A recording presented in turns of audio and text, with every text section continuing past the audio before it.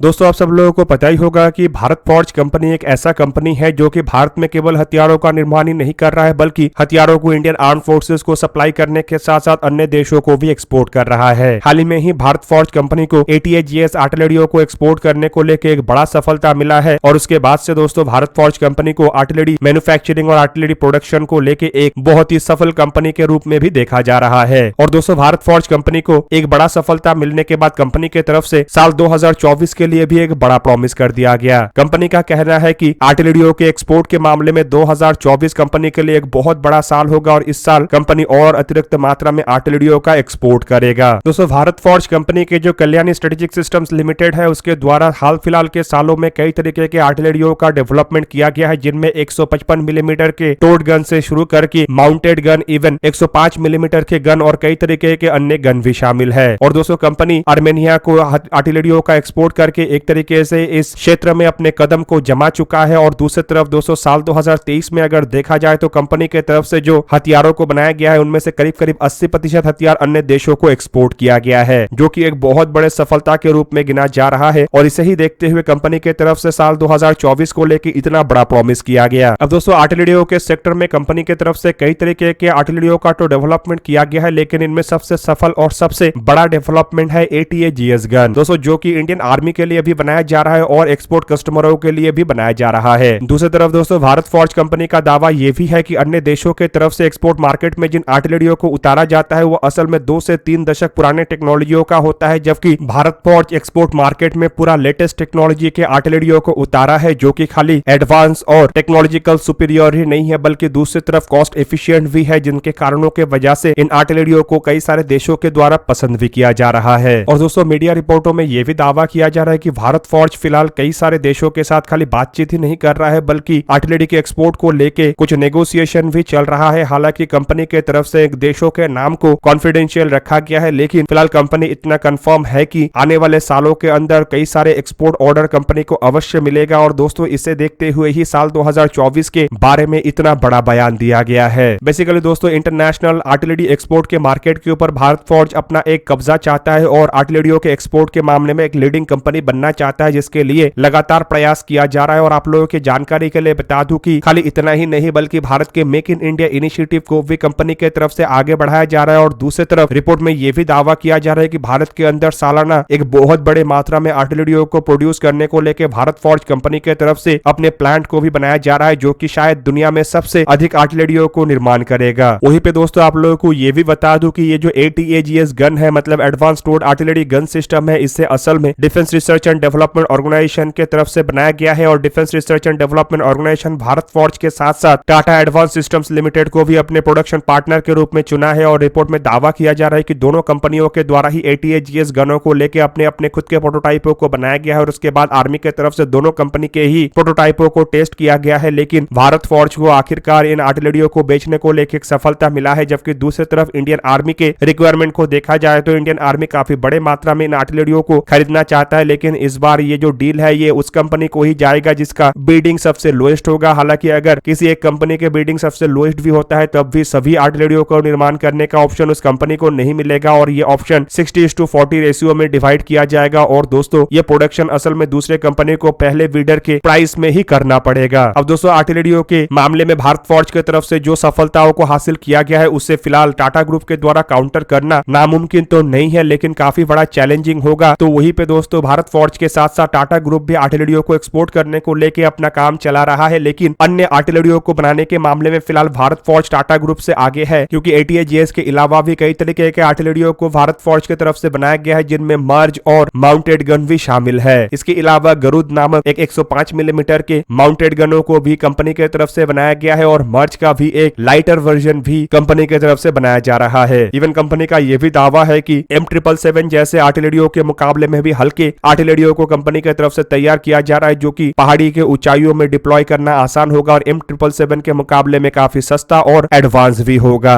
अब दोस्तों एक तरफ जहां पे भारत फॉर्ज जैसे कंपनी भारत को हथियारों के एक्सपोर्ट के बुलंदियों तक ले जाने के लिए लगातार काम कर रहा है, तो वहीं पे इंजन फैक्ट्री अवधि की तरफ से भी एक बहुत बड़ा अचीवमेंट को हासिल किया गया है। और दोस्तों ये अचीवमेंट है अर्जुन टैंकों में इस्तेमाल होने वाले इंजनों को इंडिजीनियसली सफलतापूर्वक रिपेयर करना। और दोस्तों इस अचीवमेंट के बारे में जानकारी असल में defence research and development organisation के chairman doctor Sameer V Kamat के तरफ से दिया गया है। और दोस्तों उनके द्वारा 7 जनवरी के दिन जब इंजन फैक्ट्री अवधि का विजिट किया गया था तभी उनके सामने सभी चीजों को रखा गया, मतलब नए इंजनों के रिपेयर और मेंटेनेंस को लेकर जो काम किया गया उन सभी चीजों को रखा गया और उनके तरफ से ये बड़ा घोषणा किया गया। यहाँ पे दोस्तों आप लोगों के जानकारी के लिए बता दूं कि अर्जुन मार्क 1 टैंक में असल में जर्मनी के कंपनी MTU के तरफ से निर्माण किया हुआ MB383 KA501 V10 1400 horse power वाले liquid cool turbocharge diesel engine का इस्तेमाल होता है। और दोस्तों इस तरीके के इंजनों को काफी ताकतवर और काफी खास इंजन के रूप में देखा जाता है और इन्हीं वजह से अर्जुन जैसे भारी भरकम टैंकों के लिए इन इंजनों को चुना गया। पर दोस्तों रिपेयर का जो काम होता है वो कभी मुश्किल काम नहीं होता है क्योंकि हमेशा उसमें ओरिजिनल इक्विपमेंट मैन्युफैक्चरर से मदद लिया जाता है, लेकिन इस बार इंजन फैक्ट्री अवधि के तरफ से जो काम को अंजाम दिया गया है वो बिना ओरिजिनल इक्विपमेंट मैन्युफैक्चरर के ऊपर डिपेंड करके ही अंजाम दिया गया है। मतलब किसी भी तरीके से जर्मनी के कंपनी MTU से इसे लेके कोई मदद नहीं लिया गया है और इंजन फैक्ट्री अवधि अपने खुद के बलबूते पे इंजनों को रिपेयर किया है, जो कि भारत के लिए एक बड़ा अचीवमेंट इसीलिए भी है क्योंकि लड़ाई जैसे सिचुएशन में अगर टैंकों के इंजनों के रिपेयर का आवश्यकता पड़ता है तो इससे भारत को जर्मनी के ऊपर रिलाय होना नहीं पड़ेगा और भारत अपने खुद के बलबूते पे ही अपने इंजनों को रिपेयर करके टैंकों को फिर से ऑपरेशनलाइज कर पाएगा। हालांकि दोस्तों टैंकों के इंजन को लेकर भारत के जो डिपेंडेंसी है वो काफी बड़ा डिमेरिट है और इस डिमेरिट को दूर करने के लिए भारत की तरफ से अपने खुद के इंजनों का भी डेवलपमेंट किया जा रहा है। और रिपोर्ट के मुताबिक DRDO के तरफ से FMBT मतलब future main battle tank project के लिए 1500 हॉर्स पावर के ताकतवर तरीन इंजनों का डेवलपमेंट किया जा रहा है। और दोस्तों ये डेवलपमेंट समाप्त होने के बाद एक तरीके से भारत इंजनों के मामले में भी आत्मनिर्भर हो जाएगा और दोस्तों शायद उसके बाद अर्जुन जैसे टैंकों के लिए भी भारत को इंजनों को इंपोर्ट करना ना पड़े। हालांकि FMBT टैंकों के इंजनों का डेवलपमेंट भारत के लिए अति आवश्यक है और बिना इंजनों के भारत FMBT प्रोजेक्ट को कभी भी संपूर्ण नहीं कर सकेगा और शायद इन्हीं कारणों के वजह से भारत के द्वारा सबसे पहले इंजनों का ही डेवलपमेंट किया जा रहा है और इंजनों के डेवलपमेंट के बाद शायद इसे अर्जुन मार्क 2 या फिर अर्जुन मार्क 1A जैसे टैंकों में ही इंटीग्रेट किया जाए। दूसरी तरफ दोस्तों हल्के वजन के इन्फेंट्री कॉम्बैट व्हीकल के लिए भी 600 हॉर्स पावर के एक इंजन का डेवलपमेंट किया गया और हाल ही में जानकारी दिया गया है कि 100 घंटे से भी अधिक इन इंजनों को टेस्ट किया जा चुका है, जो कि भारत के लिए दूसरा सबसे बड़ा अचीवमेंट है। लेकिन अभी भी 1000 हॉर्स पावर के इंजनों के लिए भारत को अन्य कंपनियों के ऊपर निर्भर करना पड़ रहा है और पहले जोरावर लाइट टैंकों के लिए जहां पे MTU के इंजनों को चुना गया था तो वहीं पे रशिया यूक्रेन लड़ाई शुरू होने के बाद सप्लाई चेन डिस्टर्ब होने के संभावनाओं को देखते हुए भारत के द्वारा अमेरिकी इंजनों को अब इन टैंकों में इस्तेमाल किया जाएगा। लेकिन दोस्तों अगर भारत अपने खुद के 1000 हॉर्स पावर के इंजनों को भी डेवलप कर लेता है तो ये भारत के लिए एक और बड़ा अचीवमेंट होगा और इसके बाद भारत टैंकों के मामले में संपूर्ण रूप से आत्मनिर्भर हो जाएगा। दोस्तों फिलहाल अगर अर्जुन मार्क 1 टैंकों को देखा जाए तो रिपोर्ट के मुताबिक इंडियन आर्मी में करीब 124 अर्जुन मार्क 1 टैंक सर्विस में है, जबकि 2 अर्जुन मार्क 1A टैंकों के भी प्रोटोटाइपों का डिलीवरी किया गया और 118 और ऐसे टैंकों को खरीदने को लेकर ऑर्डर दिया गया है। दोस्तों अर्जुन मार्क 1 टैंक असल में इंडिया के तरफ से डेवलप किया हुआ सबसे भारी भरकम और सबसे ताकतवर तरीन टैंक है जिसका वजन करीब 58.5 टन है, जबकि अर्जुन मार्क 1A टैंक इससे भी भारी मतलब करीबन 68 टन का टैंक है। रिपोर्ट के मुताबिक दोस्तों अर्जुन मार्क 1 टैंक की लंबाई करीबन 10.19 मीटर मतलब 33 फीट 5 इंच है, जबकि अर्जुन मार्क 1A टैंक का लंबाई 10.64 मीटर मतलब 34 फीट 11 इंच है। अर्जुन मार्क 1 टैंक के चौड़ाई करीबन 3.83 मीटर मतलब 12 फीट 8 इंच है, जबकि अर्जुन मार्क 1A टैंक की चौड़ाई करीब 3.95 मीटर मतलब 13 फीट